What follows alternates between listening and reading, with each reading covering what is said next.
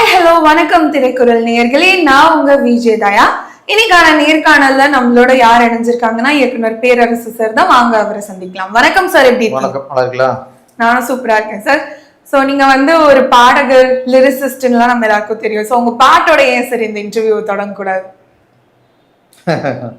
பாட்டுனா இப்போ வயலில் போகிறது இதுதான். ஆண்டிப்பட்டி அரசம்பட்டி. ஆண்டிப்பட்டி அரசம்பட்டி எந்த ஊர் உங்கள் ஊருடா, பட்டி தொட்டி உங்கள் சிட்டி மொத்த ஊரு நம்ம ஊரு தான். இல்லைங்க பாலைங்க நினச்சி புட்டா நாளைக்கு நீங்களும் சிஎம்மு தான். வேண்டாமடா விவகாரம்தான், ஆட்சி வந்த அதிகாரம்தான். Okay, super sir. ஸோ இந்த பாட்டை பத்தியே கொஸ்டின்ல இருந்து ஆரம்பிக்கலாம். ஸோ அன்னைக்கு அவர் அந்த பாட்டு பாடி இன்னைக்கு சிஎம் ஆகி அந்த பாட்டு ட்ரெண்ட் ஆகும்போது உங்களுக்கு எப்படி இருக்கு சார்? அதான் வியப்பாக தான் இருக்குது. நம்ம நினச்சி கூட பார்க்கல. இவ்வளவு பின்னாடி 20 வருஷம் கழிச்சு இந்த பாட்டு இவ்வளோ வைரலாகும். அவருடைய அரசியல் வாழ்க்கையில் அது இணைச்சி பார்க்கும். அப்படி இப்போ உள்ள யூத்துங்க, இப்போ உள்ள யூத்தெல்லாம் இந்த பாட்டில் போட்டு ரீல்ஸ் போடுவாங்க. எங்கே பார்த்தாலும் அது பொண்ணுங்க இவ்வளோ ஆடுவாங்களாம் நினச்சி பார்க்கல. அதோட விஜய் சார் வீட்டில் அவங்க அம்மா எலெக்ஷன் அப்போ ரிசல்ட் வந்த உடனே இந்த பாட்டை தான் குடும்பத்தோடு பாடினாங்க. ஓகே, ஆமாம், நிறைய சிறப்பு இருக்குது. அது சிலது லிங்க் அமைப்பு தான். ஓகே, ஆமாம், அது என்ன நினச்சிடுதுன்னு தெரியல, அது நடந்துருச்சு. ஓகே சார், இந்த பாடல் பின்னாடி இருக்கிற மெமரி நீங்க சொல்றீங்களா? இந்த வரிகள் யார் எழுதுனாங்க, இந்த கோரியோ டைம் அப்போ ஏதாவது உங்களுக்கு ஒரு மெமரி இருக்கும்? ஆமாம், இது பாட்டு எழுதுனது நம்ம தானே. ஆமாம், அதனால் மெமரிஸ் ஜாஸ்தியாக இருக்குது. பாட்டு எழுது ஒன்று நினச்சேன். இது ஒரு நடிகை, பிரபலமான நடிகை ஓட்டு கேட்டு பிரச்சாரத்துக்கு வராங்க. அப்போது கிராமத்தான அவங்களும் பாடுற மாதிரி தான் அந்த பாட்டு. ஓகே, அதில் ஒரு வரி வரும், அதான் பட்டி தொட்டி உங்கள் சிட்டி மொத்த ஊர் நம்ம ஊர் தான். அதுக்கு என்னன்னா விஜய் சார் நினச்சி எழுதுனதான். ஓகே, அவருக்கு கிராமத்துலேருந்து சிட்டியில் எல்லா வகையான ரசிகர்களும் இருக்காங்க அப்படின்னு அவருக்காக அவர் நினச்சி எழுதுனது தான் அந்த வரி. Okay sir. ஆமாம், அது இன்னைக்கு உண்மையாக போச்சு. இன்னைக்கு வெற்றி காரணமே இல்லைங்க பாலைங்க நினச்சி புட்டா நாளைக்கு நீங்களும் சிஎம் தான் அப்படிங்கும்போது இன்னைக்கு அவங்க தான் இன்னைக்கு சிஎம் ஆகியிருக்காங்க. எல்லாம் நடந்துருச்சுல. ஆமாம், டெஃபினட்டா சார்.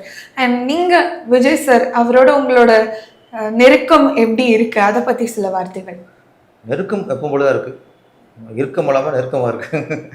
ஆமாம், நமக்கு ஃபஸ்ட்டு நெருக்கங்கிறது அவர் சிஎம் ஆன உடனே நம்ம அடைஞ்ச சந்தோஷத்துக்கு அளவே இல்லை. ஓகே, எல்லார் குடும்பங்களையும் விஜய் சார் அவங்க வீட்டுக்குள்ளே நினைக்கிறாங்க. நான் அவங்க குடும்பத்துக்கு ஒரு ஆள் நினச்சிக்கிட்டு இருக்கேன். ஓகே, அதில் ஒரு சந்தோஷம். நெருக்குங்கிறது அன்னைக்கு எப்படியோ இன்னைக்கும் அப்படிதான். அப்படிதான் இருக்கு. ஸோ சிஎம் ஆன பிறகு நீங்கள் எஸ்எஸ்சி அவர்கள்கிட்டயோ இல்லை விஜய் அவர்கள்கிட்டயோ பேசுனீங்களா, இல்லை போய் பார்த்தீங்களா? இல்லை, மெசேஜ் போட்டு வாழ்த்து சொன்னேன். அது நன்றி சொன்னார். ஏன்னா பிஸியாக இருக்காங்க இப்போது. இப்போ தானே பதவி ஏற்றிருக்காங்க. இன்னும் 2 நாள் போகட்டும், ஃப்ரீ ஆனதுக்கப்புறம் நேராக போய் பார்த்து வாழ்த்துட்டு வரணும். அப்போ டிஸ்டர்ப் பண்ணக்கூடாது. இப்போ ஓகே, மெஜாரிட்டி வராதும்போது ஒரு நிலைக்குலையிற ஸ்டேட்டாக இருந்ததுல, இவர் கண்டிப்பாக சிஎம் ஆவாரா மாட்டாரான்ற மாதிரி. அப்போ உங்களுக்கு என்ன தோணுச்சு சார்? ஒன்று தான், ஒரு விஷயம் ஈஸியாக கிடச்சிட்டா அதன் அருமை தெரியாது. அப்போ ஆண்டவன் அதன் அருமையை உணர்த்துவான். ஓகே, விஜய் சாருக்கு இந்த முதலமைச்சர் அப்படிங்கிற ஒரு அருமை இருக்குல்ல, அதை உணர்த்தின காலகட்டம் தான் அந்த 3 நாள் இழுத்தடிச்சது. ஓகே, அது இருக்கணும். ஈஸியாக சேரை போட்டு உட்காருங்க அப்படின்னு சாமான வச்சோம்னா தெரியாது. அதனால் இது மாதிரி விஷயங்கள்லாம் மனுஷனுக்கு தேவை. நம்ம அப்போதைக்கு நமக்கு வலிச்சது, நம்மளுக்கு வலிச்சது, ரெண்டாவது பண்ணுறாங்கன்ட்டு. அப்புறம் சிஎம் ஆகி கையெழுத்துலாம் போடும்போது சி ஜோசப் விஜய் ஆகிய நான் அப்படிங்கும்போது அந்த சோதனைகள்லாம் வேணும் அப்படிங்கிறது என்னுடைய அபிப்பிராயம். ஓகே, அண்ட் வந்து இப்போ ஒரு கிறிஸ்டியன் சிஎம்ஆன்னு இந்த மாதிரி ரிலீஜியன் பேஸ்ட் காமெண்ட்ஸ் வருது, இதை நீங்க எப்படி பார்க்குறீங்க? இது ரொம்ப ரொம்ப தப்பு. நான் அதனால தான் இதே பாட்டு எழுதியிருப்பேன். ஸ்டாருங்க நாங்களும் ஓட்டு கேட்ட யாருமே ஜாதி தான் பார்ப்பதில்லை, எதுவும் இல்லை. இது வந்து யாரோ ஒருத்தர் கட்சி ஆரம்பித்தாங்கன்னா நம்ம என்ன ஜாதி என்ன மதம்லாம் பார்ப்பாங்க. ஒரு சினிமாவில் புகழ் பெற்றவங்க கட்சி ஆரம்பித்தா அரசியலுக்கு வந்தால் அது எம்ஜிஆராக இருக்கட்டும், ஜெயலலிதா மேடமாக இருக்கட்டும், புரட்சி கலைஞர் விஜயகாந்த் அவர்களாக இருக்கட்டும், இவங்கெல்லாம் கட்சி ஆரம்பித்து மக்களை பார்க்கும்போது யாரும் ஜாதி பார்க்கல, மதம் பார்க்கல, எந்த மொழின்னு பார்க்கல. எங்கள் எம்ஜிஆர், எங்கள் புரட்சி தலைவர், எங்கள் புரட்சி தலைவி, எங்கள் கேப்டன், இப்படியே பார்ப்பாங்க. இது சினிமாக்காரர்கள் ஒரு சிறப்பு இதுதான். அதே மாதிரி இவர் ஜோசப் விஜய் அப்படின்னு போட்டாலும், இல்லை முகமது விஜய் அப்படின்னு போட்டாலும், என்ன போட்டாலும் சரி, இவர் வந்து மதமாக பார்க்கவே மாட்டாங்க.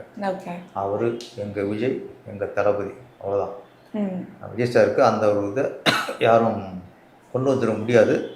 சில பேர் அவர் வேறு என்ன பண்ணுறது, ஒரு வெற்றியை வந்து அதை கரைபிடி வைக்கிறதுக்காக சொல்ல வார்த்தைகள். இன்னொன்று அவர் வந்து அவருக்கு எல்லா இதுவும் சம்மதம் தான், எல்லா மதமும் அவருக்கு ஒன்று தான். இன்னொன்று என்னை பற்றியும் இந்து மதத்தில் அவருக்கு அதிக ஈடுபாடு உண்டு. அவர் கிறிஸ்டினாக இருந்தாலும் அது ஈக்குவலாக இந்து மதத்தை நினைக்கிறாரு. ஏன்னா நாங்களே நிறைய கோயிலுக்கு பயணிச்சிருக்கோம். அவர் விரும்பி நான் போயிருக்கோம். திருப்பாச்சி ஷூட்டிங் அப்போலாம் பிள்ளையார்பட்டி ஷூட்டிங் முடிஞ்சு அவர் சும்மா தகவலை சொல்கிறேன், சரி நான் முடிஞ்சு இதுக்கு போகிறேன் சார், பிள்ளையார்பட்டிக்கு போகிறேன் சார். ஏன்னா நான் வரக்கூடாதா, ஷாக் ஆகிட்டேன். நானும் ரொம்ப நாள் அங்கே போகணும் மாதம். என்னடா இவர் கூட்டு போய் கூட்டத்தை போய் சமாளிக்கிறது, நம்மளாம் போயிட்டு வந்துடுவோம், யாரும் கண்டுக்க மாட்டாங்க. அதுக்கப்புறம் விஜய் சார் வரணும்னு சொன்ன உடனே அப்புறம் மேனேஜர் சொல்லி கோயிலெலாம் சொல்லி எல்லாம் அரேஞ்ச் பண்ணிட்டு தான் அப்புறம் அவரை கூட்டிப்போம். நானும் அவரும் பிள்ளையார் விட்டு போய் பிள்ளையாரை தரிசனம் பண்ணோம். அதே மாதிரி எஸ்சிசி சார் நாங்கள் 2-3 ஊருக்குலாம் போயிருக்கோம். போடி மறுநாள் ஒரு ஃபங்க்ஷன் முடிச்சதுக்கப்புறம் நிறைய கோயிலுக்கு போவார். நான் போயிருக்கேன், எல்லாம் இந்து கோயில் தான். ஆமாம், சுசீந்திரன் கோயில், திருநெல்வேலியில் நெண்டையப்பர், இவ்வளோ ஒன்றா போயிருக்கோம் நாங்கள். அதனால் அந்த குடும்பத்தை வந்து கிறிஸ்டின் குடும்பம்னு நம்ம ஒதுக்கிட முடியாது. இந்த எலெக்ஷன் முடிஞ்சதுக்கப்புறம் எங்கே போனார், திருச்செந்தூர் தான் போனார்ல. அதனால் அவரை அதில் அந்த வட்டத்தில் அடைக்க முடியாது. மதசார்பற்ற ஒரு கட்சி தலைவன் இப்போதைக்கு கட்டண அளவு தான். ஏன்னா சில மதசார்பற்ற சொல்கிற நிறைய தலைவர்கள் வந்து சில மதத்தை தூக்கி தலை வச்சு கொண்டாடுவாங்க, சில மதத்தை கால் கீழே விட்டு மிதிப்பாங்க, சில மத பண்டிகைக்கு வாழ்த்து சொல்ல மாட்டாங்க, சில மதத்தில் உள்ள சாமிகளை நம்ப மாட்டாங்க, ஆனால் சில மதத்தில் உள்ள சாமிகளை நம்புவாங்க. இப்படி இருந்துச்சுல, மதசார்பற்ற ஆட்சி, மதசார்பற்ற கட்சின்னு சொல்லிட்டு இப்படிலாம் பண்ணுற காலத்தில் உண்மையிலேயே மதசார்பற்ற ஒரு தலைவன் இப்போதைக்கு விஜய் சார் தான். அண்ட் வந்து நீங்கள் உங்களுடைய முதல் படம் விஜய் அவர்கள் அணுகும்போது எப்படி இருந்தது உங்கள் மைண்ட் செட்? எனக்கு ஒன்றும் ஒரு பயம் இல்லை, எந்த எதிர்பார்ப்பும் இல்லை, கேஷுவலாக. எனக்கு என்னென்னா விஜய் சார்கிட்ட கதை சொல்கிற வாய்ப்பு வந்து திடீர்னு அமைஞ்சிச்சாங்க, மேஜிக் மாதிரி அமைஞ்சிருச்சு. ஒரு கமல் கதை சொல்லும்போது விஜய் கரெக்டாக இருக்கும் அப்படின்னா அன்றைக்கே அவங்க சூப்பர் ஹிட். ஆமாம், அப்போ அவங்க லைன் குறைச்சிட்டாங்க. கதை சொல்லும்போது ஓகே நம்ம நினச்சி பார்க்கல, ஆனால் பெரிய ஒரு கதை சொல்கிறோம், ஒரு கதையை ஃபுல்லாக சொல்லிட்டேன். சொல்லி முடிச்சதுக்கப்புறம் ஒரு 5 நிமிஷம் ஹாலில் வெயிட் பண்ணுங்க வந்துருந்தார். அந்த 5 நிமிஷம் தான் எனக்கு திக்குனுச்சு. என்ன சொல்ல போகிறாரோ, என்ன ரிசல்ட்டோ, அது 5 நிமிஷம் கழிச்சு கதை ஓகேனாரு, பண்ணலாம்னாரு. அதுதான் வாழ்க்கையில் மறக்க முடியாத தருணம். நைஸ். அண்ட் நீங்கள் விஜய் அவர்களுடைய பேக் டு பேக் 2 படங்கள் எடுத்தீங்க. ஸோ உங்களுடைய 2வது படமும் வந்து விஜய் அவர்களை வச்சு எடுக்கணும்னு என்ன தோணுச்சு? என்ன காரணம்? என்ன காரணம்னு விஜய் சார் தான் கேட்கணும். திருப்பாச்சி ஹிட்டு முதல் படம் வந்து திருப்பாச்சி கதையை கேட்டு ஓகே சொல்லிட்டாரு. உடனே வந்தார். அடுத்து கதை கேட்கல, என் மேலே உள்ள நம்பிக்கையில் அடுத்த கலெக்ஷன் கொடுத்தாரு. எனக்கு 2வது தான் கொஞ்சம் பயம். ஏன்னா ஃபஸ்ட்டு கதையை நம்பி கொடுத்தாரு. இது வந்து முழுக்க நம்ம நம்பி கொடுக்குறாரு. நம்ம எப்படி ஹிட்டு கொடுத்துருங்கிற ஒரு அந்த அந்த பயத்திற்குள்ளே பண்ணால் தான் சிவகாசி. அதுவும் ஹிட்டு. ஸோ எவ்வளோ பணம் போட்டிங்க, எவ்வளோ கிடச்சிது திருப்பாச்சியில் சிவகாசியில்? அந்த பிடிச்சி தான் கேட்கணும். ஆனால் என்ன பட்ஜெட்டோ அதோட டபுள் மடங்கு பிஸ்னஸ் சார்ஜுக்கு எனக்கு தெரியும். அதுக்கப்புறம் என்ன பிஸ்னஸ் ஆச்சோ அதை பல மடங்கு கலெக்ஷன் ஆச்சுங்கிறது நமக்கு தெரியும். இன்றைக்கும் சிவகாசி கலெக்ஷன் இன்றைக்கி உள்ள அந்த பணம் மதிப்புக்கு போட்டு பார்த்தா பெரிய கலெக்ஷன், பல கோடி இன்றைக்கி அந்த ரெக்கார்டை பிரேக் பண்ண அது இருக்குது அப்படியே. ஆமாம், அதை முறியடிக்க முடியாது. அன்னைக்குள்ள டிக்கெட் ரேட்டுக்கும் அன்னைக்குள்ள இதுக்கும் அன்னைக்குள்ள கலெக்ஷன் இன்றைக்கி அந்த ரேட்டில் இன்றைக்கி சிவாசி மாதிரி ஒரு கிட்ட இருந்தால் அது எத்தனை கோடி 1000 மணி இருக்கலாம். ஓகே. ஸோ உங்களோட ஃபர்ஸ்ட் பட ஹீரோயின் த்ரிஷா அவர்கள் பற்றி பேசலாம். ஸோ அவங்களுக்கும் விஜய் அவர்களுக்கும் இருக்கிற நட்பு அப்போ எப்படி இருந்தது சார்? இப்போ இருக்க மாதிரி தான் போவோம். ஆமாம், நம்ம வந்து அவன் நட்பை பற்றி நமக்கு அப்போ தெரியாதுல்ல, ஆராய மாட்டோம்.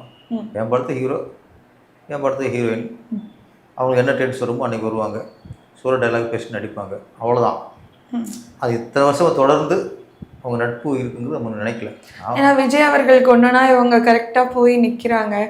எத்தனையோ இண்டஸ்ட்ரி ஃப்ரெண்ட்ஸ் இருந்தாலும் வைஸ் த்ரிஷா ஸ்பெஷல் அப்படின்ற மாதிரி இருக்குங்க. ஏன்னா உங்களுக்கு சிலர் நடிப்பாங்க, ஷூட்டிங் முடிஞ்சுன்னா அடுத்த ஷூட்டிங் போயிடுவாங்க பண்ணுவாங்க. சிலர் தான் அந்த நட்பு வந்து அக்கறையாக மாறும். இப்போ அவர் ஒரு அரசியல் வந்தாரா, அவர் ஜெயிக்கணுங்கிற ஒரு அக்கறை வந்து எல்லாருக்கும் இருக்காது. சிலருக்கு ஆணாக இருக்கட்டும் பெண்ணாக இருக்கட்டும் அந்த மாதிரி நட்பு தான் தொடரும். எந்த நட்பு தொடரும்னா யாருமே நட்பாக இருக்குமோ வெறும் நட்பு இல்லை, நட்புங்கிறது அக்கறை. நட்புங்கிறது ஒன்றா போய் படத்துக்கு போகிறது, ஒன்றா போய் ஹோட்டலில் சாப்பிட்றது, ஜாலியாக பேசி சிரிக்கிறதுங்கிறது நட்பு இல்லை. நட்புங்கிறது அக்கறை. ஒரு நண்பன் ஒருவனுக்கு ஒரு பிரச்சனைனா கூட நிற்கணும், அவனுக்கு ஒன்றா அவன் நல்லா வரணும்னு நினைக்கணும். அக்கறையும் ஆதரவும் சப்போர்ட்டும் தான் நட்பு. சும்மா பழகிறது அதெல்லாம் இப்போ அது மாதிரி திருஷா படம் வேறு மேலே அக்கறை இருந்துக்கலாம். அது அக்கறை இருக்க பட்சத்தில் தான் தொடருது. Okay sir. அப்புறம் உங்களுக்கும் விஜய் சார் அவர்களுக்கும் வந்து ஃப்ரெண்ட்ஷிப் எப்போலேருந்து ஸ்டார்ட் ஆக ஆரம்பிச்சது? ஏதாவது ஒரு இன்சிடென்ட் சொல்லுங்கள். எங்களுக்கு திருப்பாச்சிலேருந்து ஆரம்பிச்சிச்சு. திருப்பாச்சிலேருந்து நான் ஃபஸ்ட்டு நான் உதவி வைக்கணும். அசிஸ்டன்ட் டைரக்டர் கதை கேட்டார், கதை பிடிச்சி போச்சு. அப்புறம் அவர் ஹீரோ, நான் வந்து டைரக்டர், இவ்வளோ தான். ஒரு திருப்பாச்சி ஹிட்டுக்கு அப்புறம் அதுக்கப்புறம் தான் கொஞ்சம் அது நட்பாக மாறிச்சு. நான் ஓகே நம்ம நம்பிக்கை காப்பாற்றினாருங்கிற ஒரு இது இருக்குல்ல, அங்கே தான் அவங்க நெருங்குவாங்க. ஆமாம், இது திருப்பாச்சி நம்மளை நம்பி கதையை கொடுத்து நம்ம சொதப்பி இருந்தோம்னா கரெக்டாக இருக்கும். அப்போ அவர் நம்பிக்கை காப்பாற்றிட்டோங்கிற ஒரு இதில் தான் நட்பு, அங்கே தான் நட்பாக ஆரம்பித்தது. அதுக்கப்புறம் அதே நேரத்தில் சில படங்கள்லாம் அவர் படங்கள் பார்ப்பார், ரீமேக்கு கேட்பாங்க. அப்போ என்னை கூப்பிடுவார், கூட தேட்டர் பல தேட்டரில் போய் படம் பார்த்துருக்கேன். அப்புறம் அவர் ஹோம் தேட்டரில் சில படம்லாம் போட்டு கட்டுவார். அப்போ நான் ஒன்றா பார்த்துருக்கேன். அப்போ அவ்வளோ தொடர்ந்துட்டே இருந்துச்சு. அப்புறம் போக கொஞ்சம் கேப் ஆயிடுச்சு. Okay fine. அண்ட் நீங்கள் எடுத்த படங்கள் விஜய் அவர்களை வச்சு, திருப்பாச்சியாக இருக்கட்டும் சிவகாசியாக இருக்கட்டும், எந்த படம் நான் பெட்டராக இவருக்காக பண்ணேன் அப்படின்றத சொல்லுவீங்க? திருப்பாச்சி. ஏன் திருப்பாச்சி ஃபஸ்ட்டு படம். நான் ஃபஸ்ட்டு விஜய்கிட்ட கதை சொல்லும்போது நான் விஜய்க்காக கதை பண்ணது, பொதுவாக கதை பண்ணி வச்சுருந்தேன். விஜய் சார்கிட்ட சொல்லி கதை ஓகே ஆயிடுச்சு. ஓகே ஆனதுக்கப்புறம் இது மாஸ் ஹீரோ பண்ண போகிறாரு, கோடிக்கணக்கான ரசிகர்களை கொண்ட ஒரு ஹீரோ பண்ண போகிறாரு. அவள் இருக்குது அப்படியே பண்ணால் சரியாக வராது. அப்புறம் மெருகேற்றினேன். முதல்ல அந்த நீ எந்த ஊர் நான் எந்த ஊர் சாங்லாம் இல்லை. ஓகே. அப்புறம் சந்தன் புசுவாரில் அந்த கட்டப்பில் வேறு எதாவது இருந்துச்சு. ஓகே. கிளைமேக்ஸ் அவ்வளோ மொத்த ரோடு அடிப்பார்ல, அது இல்லை, வேறு மாதிரி இருந்துச்சு. விஜய் சார் பண்ணுறாருன்னு தெரிஞ்ச உடனே தான் கன்ஃபார்ம் பண்ண உடனே எல்லாம் மாற்றினேன். ஆனால் விஜய் மாஸ் ஹீரோவில் ஒரு நார்மல் ஹீரோ அப்படின்னா அது ஒரு மாதிரி அடங்கிடும். மாஸ் ஹீரோங்கும்போது அவர் ஃபேன்ஸுக்கும் நிறைவாக இருக்கணும். யூஸ்வலாக வந்த கிளைமேக்ஸு இருக்கக்கூடாது. ஓப்பனிங் சாங் வந்து பெரிய ரேஞ்சில் இருக்கணும். அப்போ ஃபேன்ஸை திருப்திப்படுத்துங்கிறதுக்காக வெறும் கதை மட்டும் பொதுவான ஆடியன்ஸ் வந்து கதை திருப்திப்படுத்துகிறோம். இப்போ ரஜினி சாராக இருக்கட்டும், அஜித் சாராக இருக்கட்டும், விஜய் சாராக இருக்கட்டும், அவங்க மாதிரி பெரிய ஹீரோவுக்கு கதை பண்ணும்போது அவங்க ஃபேன்ஸையும் திருப்திப்படுத்தணும். அந்த பட்சத்தில் தான் திருப்பாச்சி